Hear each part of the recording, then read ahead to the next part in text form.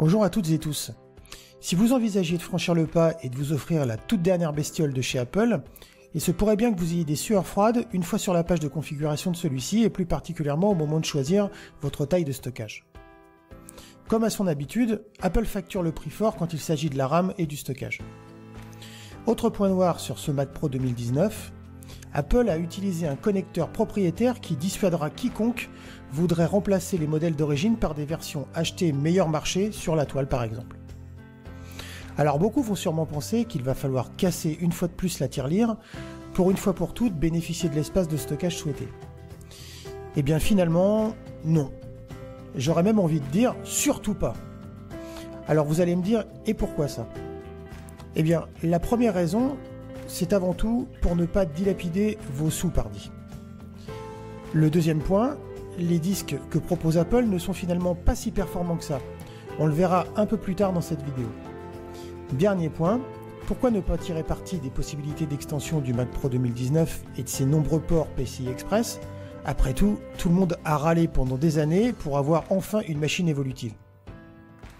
Vous l'aurez compris, la seule alternative c'est de passer par du PCI Express et pour deux avantages. Tout d'abord, c'est beaucoup plus abordable financièrement parlant, mais c'est aussi beaucoup plus performant, un comble quand on voit ce que facture Apple pour ses propres disques. Je vous conseille donc de prendre le strict minimum côté SSD et de vous orienter vers un modèle en particulier, l'OWC Excelsior 4M2. Il viendra s'enficher dans un port libre de votre Mac Pro 2019 et vous permettra de disposer de 4 disques M2 NVMe configurés en RAID. En termes de stockage, vous pourrez atteindre les 16 Tera, donc largement de quoi voir venir, mais aussi et surtout d'exploser les perfs des disques Apple. En effet, en utilisant l'utilitaire Blackmagic Disk Speed Test, on s'aperçoit que les disques internes du Mac Pro culminent péniblement aux alentours des 3300 Mbps, alors que l'Excelsior 4M2 arrive à environ 5400 Mbps. Il s'agit bien là du système de stockage interne le plus rapide du monde. De plus, l'Excelsior est totalement évolutif. Vous pourrez sans problème changer les disques internes et les remplacer par des versions capables d'offrir une capacité de stockage plus importante à l'avenir. En termes de tarifs, là aussi c'est la très bonne surprise.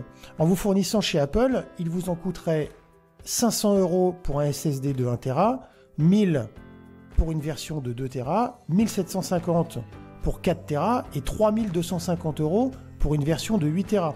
En comparaison, l'Excelsior 4M2 vous facturera 349 $ la carte seule, donc sans disque, 529,75 $ pour 1 Tera, 679,75 $ pour 2 Tera, 1099,75 $ pour 4 Tera, 1999,75 $ pour 8 Tera et 4799,95 $ pour 16 Tera.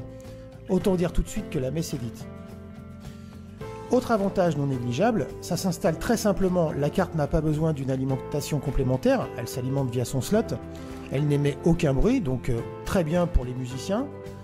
Elle est bootable comme n'importe quel disque, vous pourrez la configurer dans le RAID de votre choix, et elle pourra fonctionner à partir de n'importe quel Mac Pro camion, version 2010 ou version 2012, et évidemment sur n'importe quel Mac Pro 2019.